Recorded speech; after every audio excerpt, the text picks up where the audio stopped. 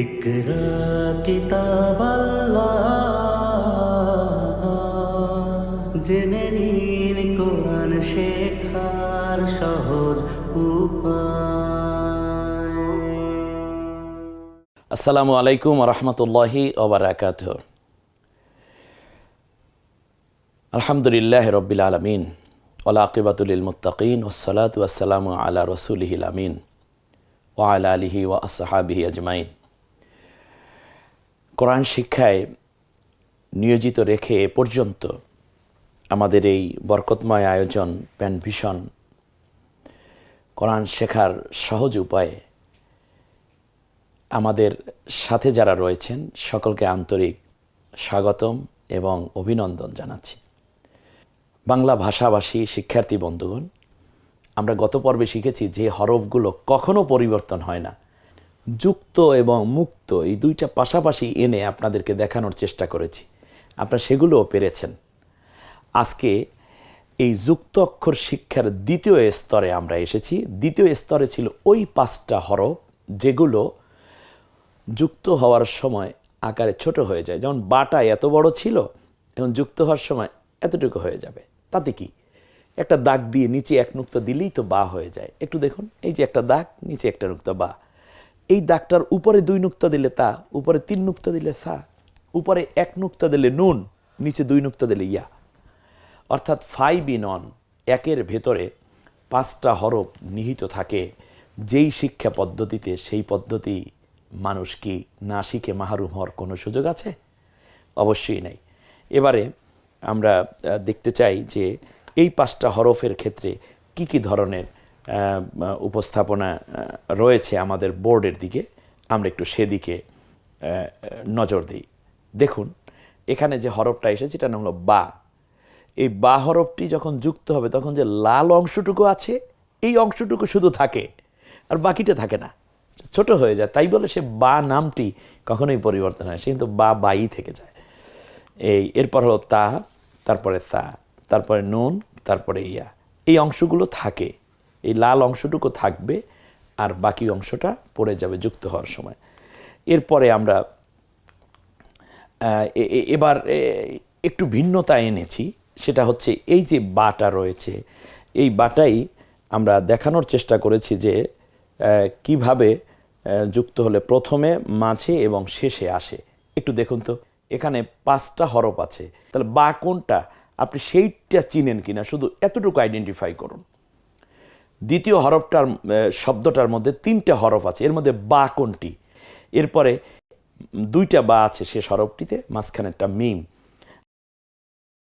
আমার মনে হয় যেহেতু যে হরফগুলো পরিবর্তন হয় না, ওই হরফগুলোর সাথে এই আকারে ছোট হয়ে যায়, ওই হরফগুলো আমি যোগ করেছি। ফলে আপনার 2টা পড়া এখানে আছে, আর পরের পর্বে আবার আপনার 3টা পড়া একত্রে পাবেন। এবারে আসুন তা।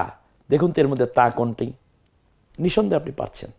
তা কোনটি? একটা দাগ দিয়ে উপরে 2 নুক্তা বা তা, তারপরেরটা বা, তারপরটা ঝা, তারপরে তা মিম র, মিম তা দাল ল বা তা, এরপরে সা। এর মধ্যে সা কোনটি?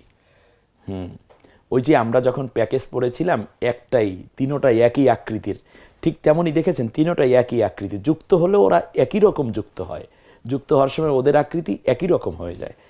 এবার দেখুন, সা মিম র, মিম সা ত জাল, তা মিম ওয়াও নুন, সা মিম সা দাল। দেখুন আপনি চিনেন কিনা। এরপর হচ্ছে নুন। দেখুন আপনি নুনটা চিনেন কিনা। এখানে সব অক্ষর চেনারও দরকার নেই, আপনি শুধু নুনটা চিনেন কিনা। তারপরে ইয়া, ইয়া মিম নুন, এরপরে মিম হামজা, ইয়া র, মিম ইয়া, ঝা, আলিফ নুন, এমনি করে করে বাকি সবগুলো। এতক্ষণ পর্যন্ত আপনি যা পড়লেন, আপনি কি আসলে বুঝতে পেরেছেন? সেজন্য এইবার আপনাকে আমি টেস্ট করছি অল্প কয়টা শব্দ দিয়ে। আপনি দেখুন তো পারেন কিনা। একটু বেশি শব্দ দেয়া আছে মূল বইয়ের মধ্যে, যাতে করে একটু বেশি ঝালাই করে নেওয়া যায়। এখানে অল্প কয়েকটা শব্দ, যেমন প্রথমটা কি ত, তারপরেরটা ইয়া, তারপরেরটা র। দেখুন উত্তর পর্বে আমরা ঠিক আছে কিনা, আপনি যা বলছেন সেভাবেই আছে কিনা। তাহলে তো আপনি সফল, আপনি যুক্ত অক্ষর শিখে ফেললেন। এরপরে মিম, বা, ইয়া, নুন। প্রথমে আমি আপনাদের জন্য স্ক্রিনে শব্দটা নিয়ে আসি, প্রথমে কিন্তু উত্তর দিচ্ছি না। আপনি দেখুন, দেখুন 3টা হরফ আছে এখানে, 3টা বর্ণ আছে এখানে, অলরেডি অক্ষর হয়ে গেছে যেহেতু যুক্ত আছে। এবার আপনি দেখেন তো এই 3টা চিনেন কিনা।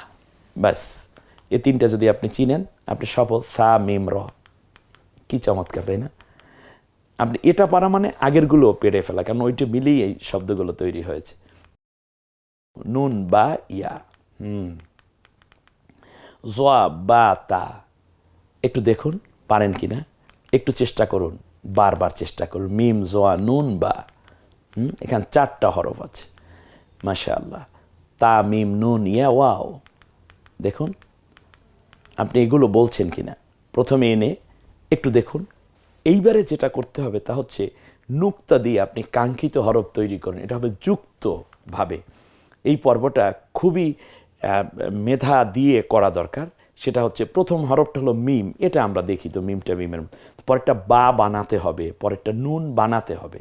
একটু দেখুন স্ক্রিনের দিকে চমৎকার করে, বাটা বানান তো। কোরআন ঠিক এভাবে লেখাই থাকবে বন্ধুগণ, সম্মানিতা বোনেরা, এভাবে কোরআনটার হরফগুলো এভাবে লেখা আছে। আপনি এখন বানিয়ে দেখাচ্ছেন, আর ওটা বানানো শুধু পড়বেন। কঠিন কোনটা? এখন কাজটা অনেক কঠিন। এজন্য সেনাবাহিনীর প্রশিক্ষণ কেন্দ্রে লেখা থাকে কঠোর প্রশিক্ষণ, সহজ যুদ্ধ। এর মানে আপনি এখন যেটা করছেন এই কাজটা কঠিন, এটাই যদি পারেন, আর ওখানে তো অলরেডি তৈরি করা, আপনি শুধু তিলাওয়াত করে যাবেন, সেটা কত সহজ হবে, তাই না? এই বা বানান তো দেখি, এখানে বা বানাতে হলে এরকম করবেন। পরেরটা নুন বানাতে বলা হয়েছে, বলুন তো নুক্তটা কোন জায়গায় দিলে নুন হবে? নিঃসন্দেহে ইতিমধ্যে আপনি প্রস্তুতি নিয়েছেন এবং সেটা উপরে একটা নুন দিতে হবে। এমনি করে করে জাল বানাতে হবে, ঝা বানাতে হবে, এরও চিহ্ন দেয়া আছে সুন্দর করে। আপনি কোন জায়গায় নুক্তা দিলে যা হবে আপনি সুন্দর করে এটা বুঝে নিন। প্রথমটা জোয়া বানাতে হবে, ইয়া বানাতে হবে, তা বানাতে হবে, সা বানাতে হবে। এমনি করে করে হামজা আছে, তারপরে নুন বানাতে হবে, সা বানাতে হবে, লাল নরম আওয়াজে, সাটাও নরম আওয়াজে আপনার বানাতে হবে, শুধু নুক্তা দিতে হবে। এরপরে বা নুন তা ইয়া বানাতে হবে, পারা যাবে না? এই তো হচ্ছে, একটু দেখুন কি চমৎকার হচ্ছে, তাই না? হ্যাঁ, এই যে একের পর এক আপনি দেখে নিঃসন্দেহে আপনার ভালো লাগবে। হামজা, এখানটা হামজা দিতে হবে। হামজা কখনো টাচ করে না কোনো অক্ষরের সাথে, সেজন্য তাকে একেবারে ইন্ডিভিজুয়াল, দেখছেন সে একেবারে উপরে বসে আছে ঠান্ডা মাথায়। এরপরে হচ্ছে নুন, তারপরে হচ্ছে বা, বার সাথে আলিফ আছে। এখন এই পর্বটা হচ্ছে এই দৃশ্যটা হচ্ছে আরও মজার ব্যাপার। আপনি আগের পড়াগুলো মনে আছে কিনা আমি কি সেটা একবার জেনে নেব না? তার কারণ আগেরটা ভুলে যায়, বর্তমানটা মনে থাকে, আমার তো দুইটাই মনে রাখতে হবে। সেই জন্য আপনাকে কোনো রকম প্রেশার না দিয়ে আমি চাচ্ছি আপনি এই জায়গাটায় কাজ করেন। সেটা হচ্ছে একটু দেখুন এই আগে হরফগুলো কেমন ছিল সেটা আপনি এখন লিখবেন। বড় অক্ষরটা কেমন ছিল, মুক্ত অবস্থায় কেমন ছিল, এখানে যুক্ত দেয়া আছে। এটা যখন আপনি পড়বেন তখন মুখে অবশ্যই উচ্চারণ করবেন। প্রথমে হলো ত, তারপরটা হলো কি বলবেন? বা, চমৎকার। তারপরেরটা ইয়া, তারপরেরটা নুন, তারপরেরটা দাল। এই রকম ছিল মুক্ত অবস্থায়, আর এরকম হয়েছে যুক্ত অবস্থায়। অবশ্যই আপনার মনে আছে। এরপর হলো জোয়া হামজা ইয়া আলিফ। এই কাজগুলো একটু একটু করে করতে হয়। এরপরে অনেকগুলো উদাহরণ আমি কয়েকটা মাত্র উপস্থাপন করছি এখানে। মিম, পরেরটা ছিল তা, পরেরটা সা, তারপরেরটা কি? আলিফ। চমৎকার। এমনি করে করে আমরা সপ্তম পর্বে চলে আসছি এবারে, মানে সপ্তম ধাপে চলে আসছি এই পর্বের। যুক্ত হওয়ার তৃতীয় স্তর।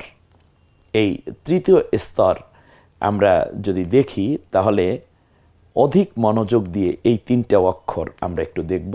যেমন দেখুন এখানে 3টা হরফ আছে, কি কি বলতে পারেন? প্রথমটা মিম, তারপরেরটা লাম, তারপরেরটা আলিফ। এখন আপনি এই 3টে বাংলা উচ্চারণ যে দেয়া আছে এই 3টার সাথে 3টা রেখা টেনে মিল করতে হবে। এইবার দেখেন তো আপনি পারেন কিনা। মাশাআল্লাহ, আলিফের দিকে আলিফ যাচ্ছে, মিম লাম। এরপরে যেটা আছে এখানে 4টা হরফ আছে, 4টা। প্রথমটা তো দেখলেই বোঝা যায়, যেহেতু কাটা কাটা আছে, এটা সিন।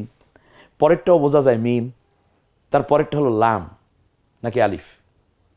ভুল করে অনেকে আলিফ বলতে মানে লাম বলতে চাইবে বা অন্য কিছু না। এটা হচ্ছে যদি এই দালটা যে আছে দালের সাথে যদি এটা মিশে যেত তাহলে এটা লাম হয়ে যেত।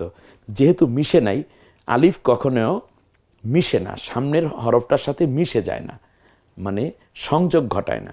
সংযোগ হয়ে যায় তাহলে সে আর আলিফ থাকে না, সে লাম হয়ে যায়। এখন দেখুন যেহেতু সংযোগ হয়নি, অতএব এটা এখন আলিফ আছে, তো সিন মিম আলিফ দাল। এখন আপনার কাজ হচ্ছে রেখা টেনে এক হরফগুলোর সাথে পরস্পরে মিল করা। সিন কোথায়? এবার দেখুন মিমের সাথে মিম, আলিফের সাথে আলিফ, দালের সাথে দাল। কি চমৎকার! দেখুন এখানে লাম আলিফ, লাম, পরেরটা লাম হলো কেন?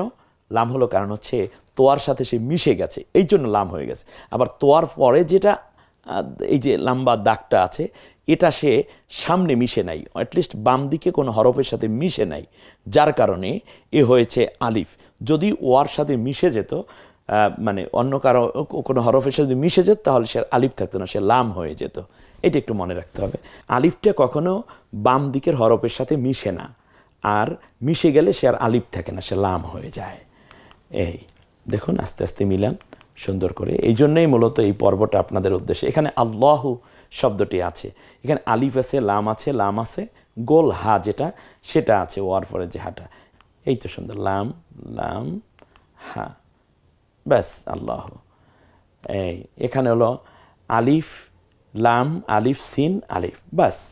এখন আপনি মিশান সুন্দর করে। হ্যাঁ, এই তো ধরে ধরে একটু একটু করে একটার সাথে একটা মিলিয়ে নিতে হবে। আমি ওই থিওরি যেটা দিয়েছি, লাম সামনে মিশে আলিফ সামনে মিশে না, ব্যাস। তাহলে প্রথমটা আলিফ এবং শেষেরটা আলিফ, মাঝখানে দুইটা লাম। এখানে মিম হা মিম দাল, নিঃসন্দেহে আপনারা বুঝতে পেরেছেন। তাহলে এই মুহাম্মদুর রাসূলুল্লাহ সাল্লাল্লাহু আলাইহি ওয়াসাল্লাম, এই নবীর নামটা এভাবে লেখে। সুবহানাল্লাহ। এখানে আপনারা যারা শিখছেন তাদের অনেকের নামের প্রথমে মোহাম্মদ ইউনুস, মোহাম্মদ আবদুল্লাহ, মোহাম্মদ সত্তার, মোহাম্মদ আব্দুল গাফফার, মোহাম্মদ জসিমউদ্দিন। এই মোহাম্মদ শব্দটা প্রথমে এভাবে লিখবেন। কাপটা নিয়ে একটু কথা বলাই দরকার। কাপটা হচ্ছে এই, দেখুন আপনারা কাপের যে অক্ষরটা বলেছিলাম যে সাইডের যে এটা ব্যাসটা আছে এটা থাকে না, মাঝখানে এসটা শুধু থাকে, ওটাই বড় হয়ে যায়। একটু খেয়াল করে দেখুন, একটু দেখুন কি চমৎকার করে দেয়া আছে, ব্যাস এই অংশটুকু থাকে শুধু। কাপ শেখা খুবই সহজ। আর হাঁটা হচ্ছে এই হাঁটা, এখানে কয়েকটা ভঙ্গিতে আপনাদের সামনে দেখানো হয়েছে। হা প্রথমে আসলে এরকম, আর হাঁটা যখন শেষে আসে এরকম। হা লাম কাফ আইন র এটা দেয়া আছে। আইনটা প্রথমে আসলে এরকম, আইন যখন মাঝখানে আসে তখন কালো মাথা হয়। একটা থিওরি আপনি আজকে জেনে নেন যে কালো মাথা অক্ষরের নাম আইন। আইন যখন মাঝখানে আসে, প্রথমে আসলে তো আইনের গলাটা আসবে, নিচের অংশ পড়ে যাবে, আর আইন শেষে যখন আসবে শব্দের তখন তো আইন পূর্ণটাই লেখা, কিন্তু মাঝখানে যদি আসে তখন একটা কালো মাথা ছাপায়, সেভাবে হয়। আমি এই কথাটার সাথে একমত ছিলাম না। আমি চেয়েছিলাম আইনটা গলাটা মাঝখানে রেখেই তো ছাপা হতে পারে, কিন্তু তামাম দুনিয়ায় এটা আইন কালো মাথা দিয়ে ছাপা হয়ে গেছে যেহেতু, এজন্য আমি আর এখানে কাজ করিনি। তবে কয়েকদিন আগে ইন্টারনেটে যে একটা কোরআন দেখলাম, সেখানে আইন মাঝখানে গলা রেখেই করেছে, কারণ আরবি অক্ষর কখনোই তার মাথার অংশ চেঞ্জ করে না, এটা একটা থিওরি ছিল। শুধু আইনের ক্ষেত্রে আমি একটু ব্যতিক্রম দেখে ওটা সারতে চেয়েছিলাম, তো আমার সারার চিন্তাটাই হয়তো অন্য এক ভাই এটা করে ফেলেছেন। তো আইন কালো মাথা আইন, উপরে এক নুক্তা দিলে গইন। একটু দেখুন এখানে আমরা আইন কাফ হামজা ইয়া নুন ইয়া একেবারে পাশে পাশে এনেছি যাতে আপনি কনফিউজড না হন। তাহলে আইন যখন হবে প্রথমে আসলে সে গলা থাকবে অতটুকু, কাপটা সবসময় বড় থাকে মাথাটা তার, এরপরে হামজাটা ওরকম, হা মাঝখানে আসলে এরকম, নুন ইয়া, হা লাম হা। আমরা বারবার চেষ্টা করেছি আগের পড়াগুলো আপনাদের সামনে উপস্থাপন করার জন্য। কোরআন শিক্ষার একটি চমৎকার জায়গায় অলরেডি আমরা পৌঁছে গেছি ইতিমধ্যে। এরপরে একক শিখবো, তারপর হারাকাত শিখে কোরআন তেলাওয়াত শুরু হয়ে যাবে।